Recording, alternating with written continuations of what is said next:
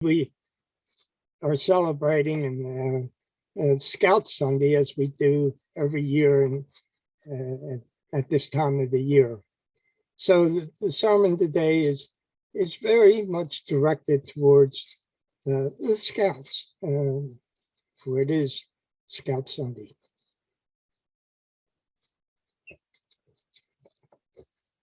Being Scout Sunday, of course, many of you have had the experience of camping overnight in the woods.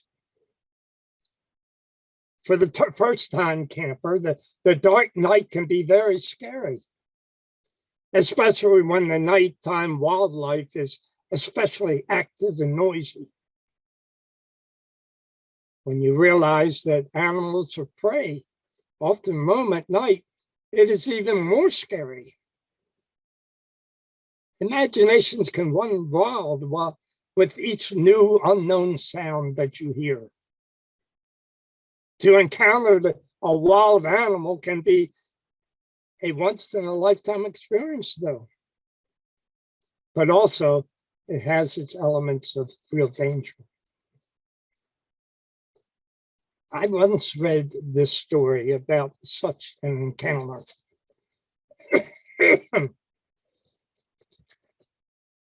Two men decided to go camping.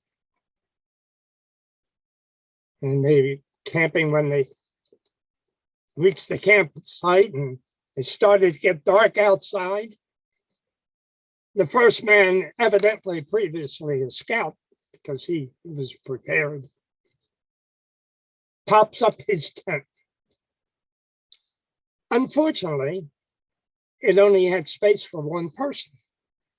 Small tent. Now, the second man thought that the tent was going to be provide for him. And being not a scout in the past, he was not prepared. He was not prepared with his own tent. So he had to sleep outside during the night. Bears came to visit.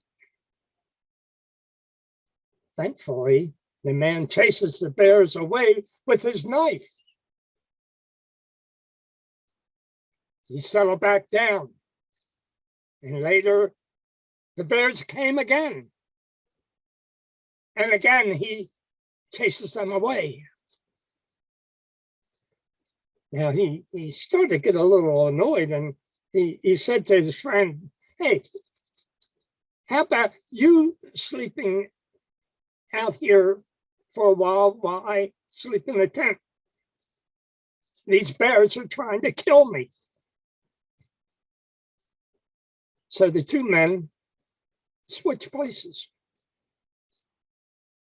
Lo and behold, the bears came again. And just as they were about to attack the man outside,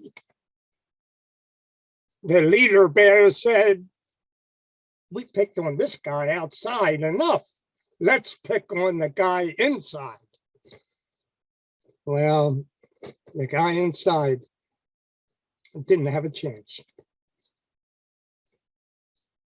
Now, hopefully, you will not unexpectedly run into any bear in your camping trips like this unfortunate man did. But this is not to say that your life will not come to face with an unexpected event or circumstance which may have unwanted outcomes. Life is not always a smooth road to travel. It may have potholes, which may bring your life to a standstill. Or there may be detours which you are not happy to take. Over the past 3 years, we all have experienced this with the pandemic. Like the pandemic, there has been times which may have been difficult to accept, and maybe they were even life-changing times. Now, there are no guarantees that everything in life will be smooth sailing.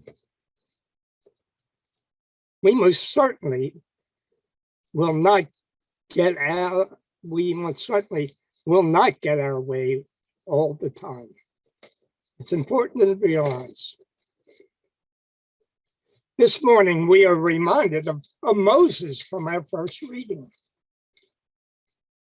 Of course, Moses, being the instrument of God, finally got his way with the Pharaoh.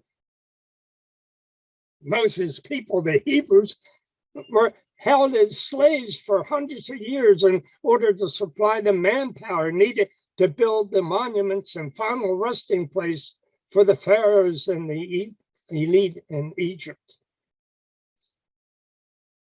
But that changed when, after many destructive plagues instituted by God through Moses, the Pharaoh was convinced to set the Hebrews free. So then they were free.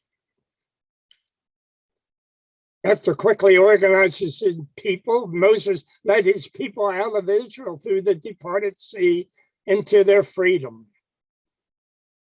After all the years of enslavement, everything to be going their way now. They were free at last. Life seemed to be good, since they would soon establish their own kingdom within the promised land of their ancestors. It all looked so good and full of promise. But these refugees quickly discovered that even though they suffered much under slavery, life would still present obstacles and difficulties beyond their expectations. Life after slavery would be no cakewalk. Almost immediately, they discovered that their journey was through some of the most hostile land that could be found. The land was not only mainly desolate, with a little in the way of water and vegetation, but would turn into dangerous rocky mountain terrain. Food and water would be extremely scarce.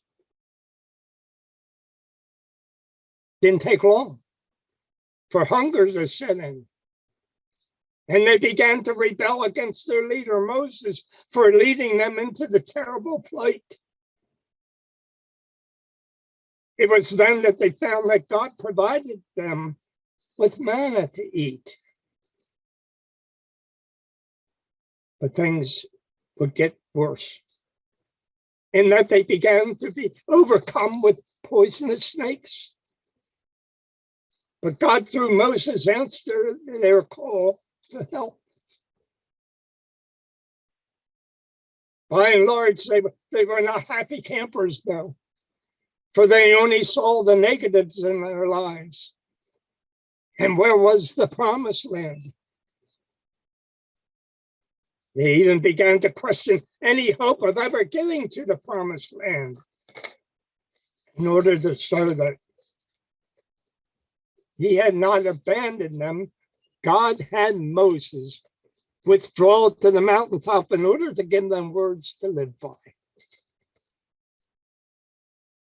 The words to live by were, of course, the 10 Commandments, which should have been a unifying force among an increasingly disgruntled people. Now, while on that mountaintop, the people became so disgruntled with Moses and disgruntled with God, they made their own God in the form of a golden calf. When Moses came down with the inscribed tablets and saw the people worshiping this false god, he became so angry he destroyed the tablets right before them and admonished his people. God was not happy. After negotiating with God, God promised to renew his relationship through giving them the 10 Commandments again, with the stipulation that Moses would never set foot in the promised land, as well as many of them would not. You know, leadership often finds out the seeming unfairness of life, since the leader is held responsible for the actions of his people. And Moses found that out. In order to hold the people also responsible, the Hebrews would wander in this desolate and hostile land for 40 years. 40 years. They would have to make do with almost prison-like conditions. In a way, although free, they had enslaved themselves by their actions to this horrible journey before they could enter the promised land. But the amazing thing is that they not only survived, but they grew as a nation of people, which allowed them to overtake the Canaanite people and establish themselves in the promised land, the land which is basically Israel today. Although life during those 40 years was difficult with many challenges, the Hebrews now had the unifying instrument of the Ten Commandments, which gave them hope. We should never lose hope for life without the hope of tomorrow.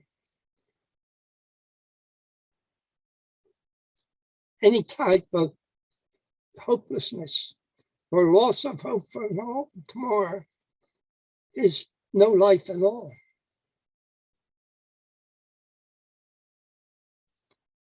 There are those pitfalls, those potholes in life which we may face and overcome, like the Hebrews. The popular singer Celine Dion once said, "Life imposes things on you that you can't control,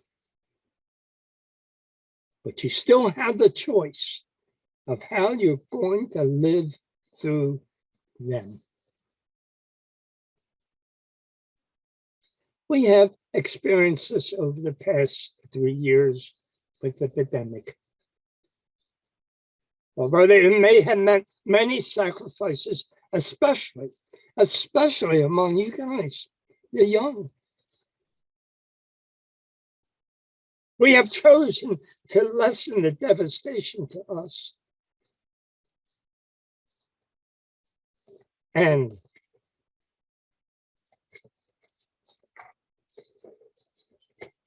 the devastation to us and also to others. By the choices that we have made, which have caused sacrifice. You have helped to make the difference, each one of you, by following those guidelines which may have been sacrificial.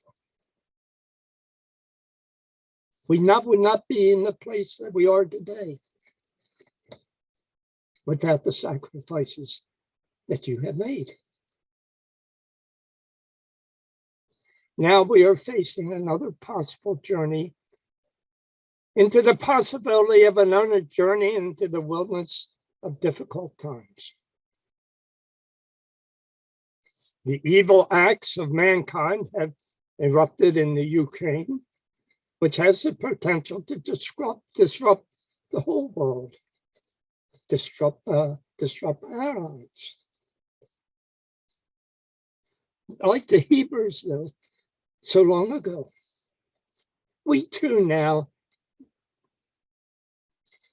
must get over our differences and find that unifying force in order to overcome this most troubling time. We must see each other, no matter who the other person is, each other as a child of God and as a child of this God, find the love which he has shared with us. You know, we are all family, brothers and sisters. It is your generation, which can be that shining example to love instead of hate, to make decisions out of love for each other. To think that so many of all ages are suffering from the horrifying reality of daily warfare should bring us together in order to bring about peace. Now, there is little doubt that we live during troubling times. But never let the troubles of the time keep you from finding the joys which each day present.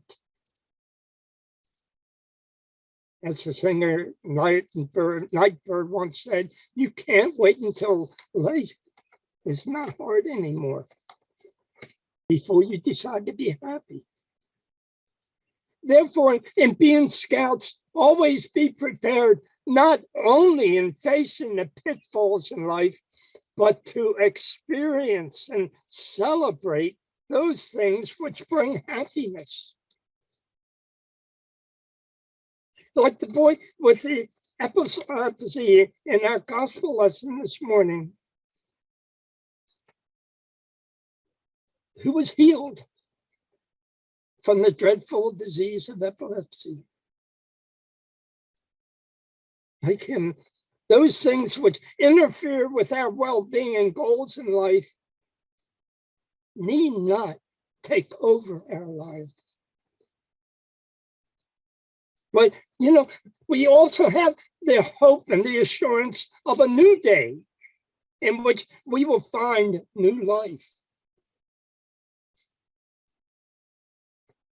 Each night, before you fall asleep, reflect upon your day and seek out the joys of that day and thank God for them. For each day we experience is our own promised land. As I look at you this morning, I can only pray that during these times, you will find the wisdom of truth and the insight to see and celebrate the joys of your God-given life. Amen.